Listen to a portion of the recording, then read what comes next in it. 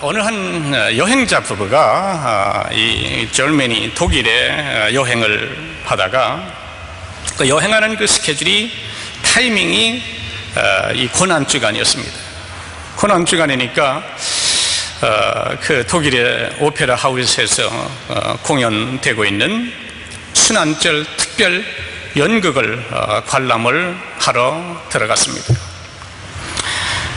그 연극을 보니까 예수님 순환에 대한 그 연극인데 너무나 감동이 오는 거예요. 너무나 감격하고 큰 은혜를 받았어요. 정말 여행하다가 웬 은혜인가, 웬 축복인가 하는 은혜를 받고 너무나 감동을 받아서 그 연극의 예수 역을 감당하는 그 배우를, 그 십자가를 지고 가는 모습에 감동이 돼서 그 배우를 한번 만나서 악수도 한번 하고 기념사진도 한번 찍고 그 다음에 이야기도 좀 해야 되겠다 작정을 하고 연극이 끝난 후에 그 스테이지 백스테이지에 가서 만났습니다.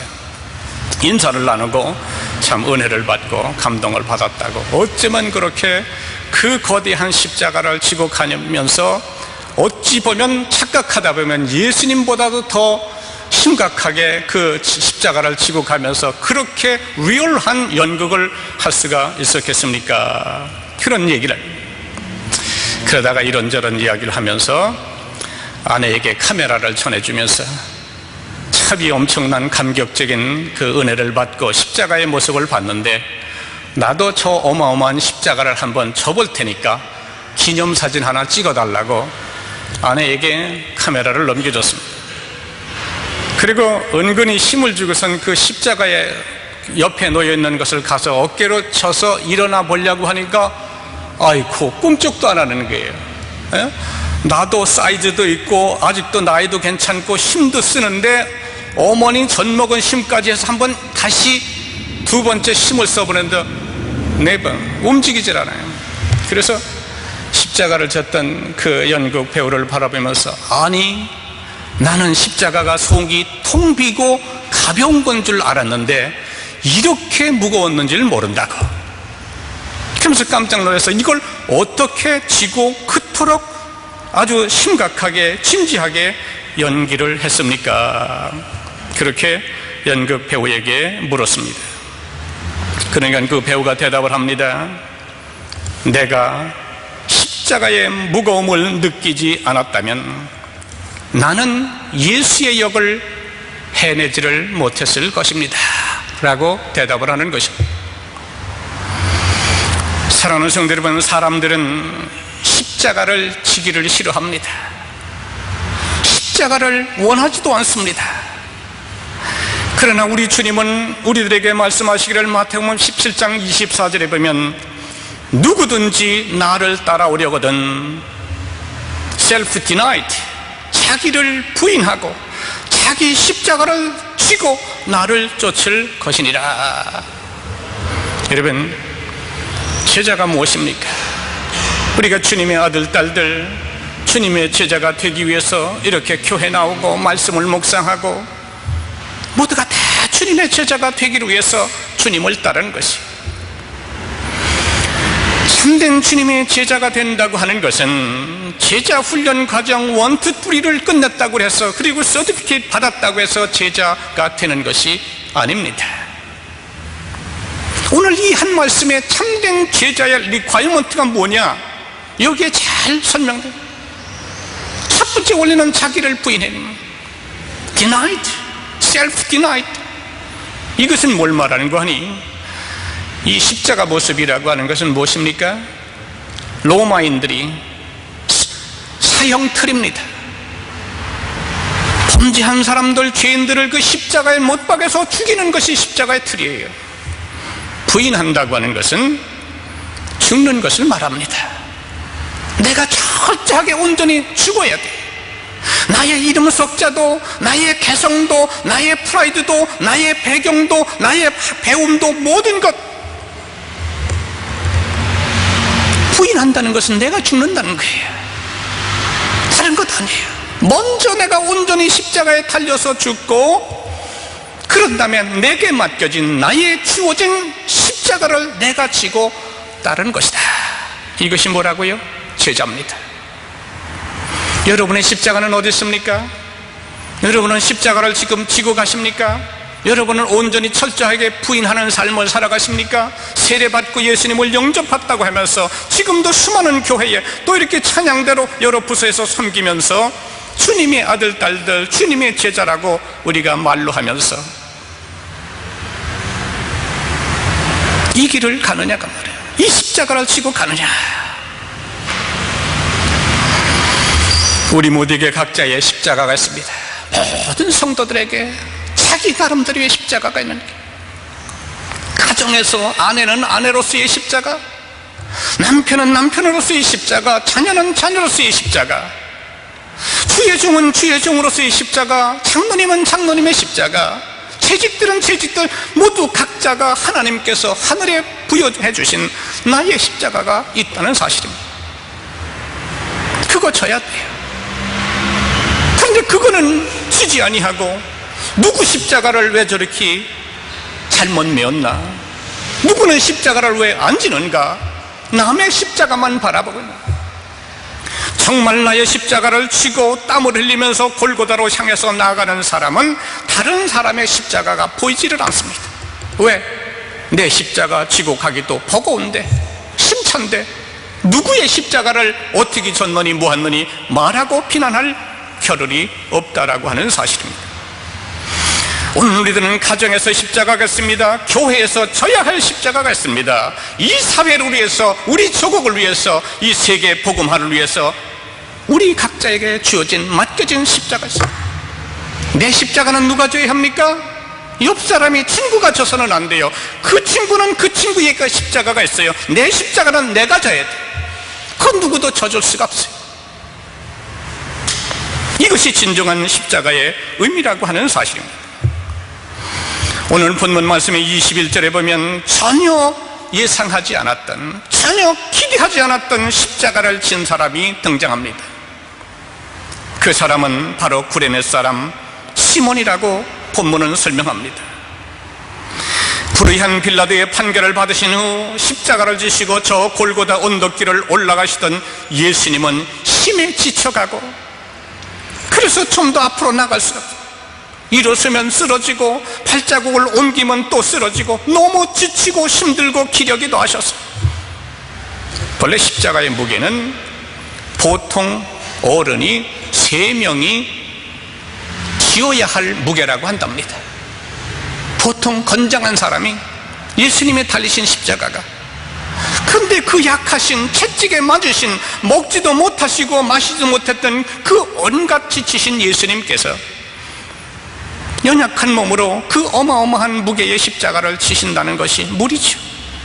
그러니 일어서면 넘어지고 몇 발짝 떨어져, 그러면 넘어진 것을 또 채찍으로 가차없이 채찍이 날라옵니다. 로마 군병이 다가와 사정없이 예수님을 채찍질합니다. 예수님은 다시 일어나시지만 또 쓰러집니다. 그때 로마 군병은 지나가던 사람 가운데 예수님을 대신해서 십자가를 지고 갈 만한 사람을 찾아보니까 키도 좀 괜찮고 힘도 쓸 만한 사람이 눈에 띄어서 구레네 시몬이라고 하는 사람이 눈에 띄었습니다. 그는 항의 한번 못하고 억지로 무거운 십자가를 지고 골고다 언덕까지 올라가게 되었다. 성경은 기록하고, 구레네 시몬에게는 예기치 않았던, 본인이 원하지 않았던, 계획하지 않았던 십자가였습니다. 그러나 그는 원치 않는 십자가를 지게 되었지만 나중에 후에 그 억지로 진 십자가로 말미암아서 구레네 시몬과 뿐만 아니라 그의 모든 가족들과 큰 변화와 축복이 일어난 사실을 우리는 보게 됩니다. 사랑하는 성도 여러분, 오늘도 주님은 우리들에게 물으십니다. 예기치 않는 십자가, 원치 않는 십자가라도 내가 질 수 있느냐, 우리에게 물으십니다. 주님이 그렇게 나에게 물으실 때 우리는 어떻게 대답을 해야 되겠습니까? 첫째는 십자가는 억지로라도 지는 것이 십자가라 하는 것입니다. 이것을 먼저 해야 돼요. 신앙생활 가운데 내 천국 가고 구원 얻는 이 과정 속에서 십자가라고 하는 것은 억지로라도 부담이 돼도, 내가 원하지 않아도, 괴롭고 환경이 받쳐주지 않아도 억지로라도 지는 것이 십자가다. 오늘 구레네 시몬은 원치 않는 십자가를 졌지만은 불평불만이 없어. 그대로 참고 인내하면서 십자가를 억지로라도 지고 갑니다. 우리는 어떻습니까? 인생을 살아가면서, 세상을 살아가면서 내가 원치 않았던 그런 시련들이 있을 수 있습니다. 자기와 전혀 상관이 없는 고난과 고통을 당할 수도 있습니다. 구약성경의 요셉의 경우를 우리가 생각해 보면 요셉은 행복한 가정에 살았습니다. 부모님의 사랑을, 한없는 사랑을 받으면서 자랐습니다. 그러나 형들의 그 행복한 삶과 부모의 정말 특별한 사랑을 받는 그 모습을 형들이 시기를 했어요.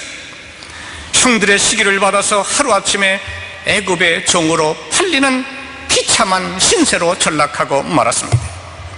말하자면 억지로 십자가의 구덩이에 떨어진 거예요. 억지로 십자가를 지게 된 것입니다.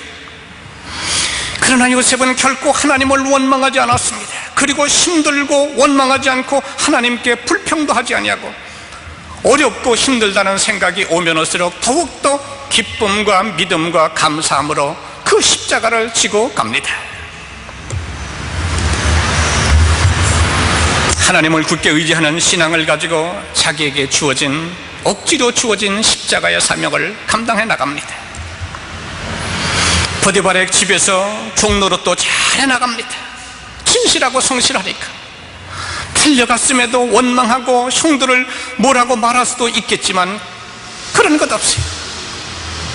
또 다른 집에 가서 종살이를 하지만 내 신세가 이렇게 되는가 신세 한탄 하지도 않았어요. 최선을 다하는 겁니다. 자기의 주어진 십자가를 지고 이것을 거두려고 노력하는 것도 아니고 누구를 원망하고 불평하는 것도 아니고 주어진 십자가에서 최선을 다하는 진실하고 정직하게 믿음의 길을 가는 겁니다. 그 결과 어떻게 됐습니까? 보디발 집에 모든 일을 돌보는 가정 총무가 됩니다. 하나님은 이런 사람을 축복하시는 거예요. 매 순간에 정직하고 진실하고 최선을 다하고 믿음의 사명을 감당하고 십자가를 지는 사람을 높여주십니다. 사용하십니다. 축복하십니다. 그런데 또한 요셉에게 또 한 번의 십자가가 다가옵니다. 보디발 아내의 유혹입니다. 그러나 요셉은 하나님을 두려워하는 신앙을 가지고 보디발 아내의 유혹을 물리칩니다. 그래서 감옥에 갇혔지만 하나님께서 함께 하심으로 요셉이 애굽의 총리 대신이 됩니다.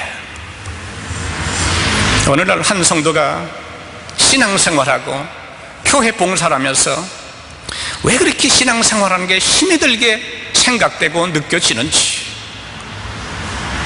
교회 봉사를 해도 직분을 받아도 기도를 해도 찬송을 해도 눈을 감고 기도해도 내가 진 십자가, 내가 감당해야 할 교회에서 그 모든 일들이 그 십자가 너무 커 보이고 무거운 거예요. 그래서 기도할 때마다 눈물이 나. 너무 무거워. 견딜 수가 없어. 감당할 수가 없어.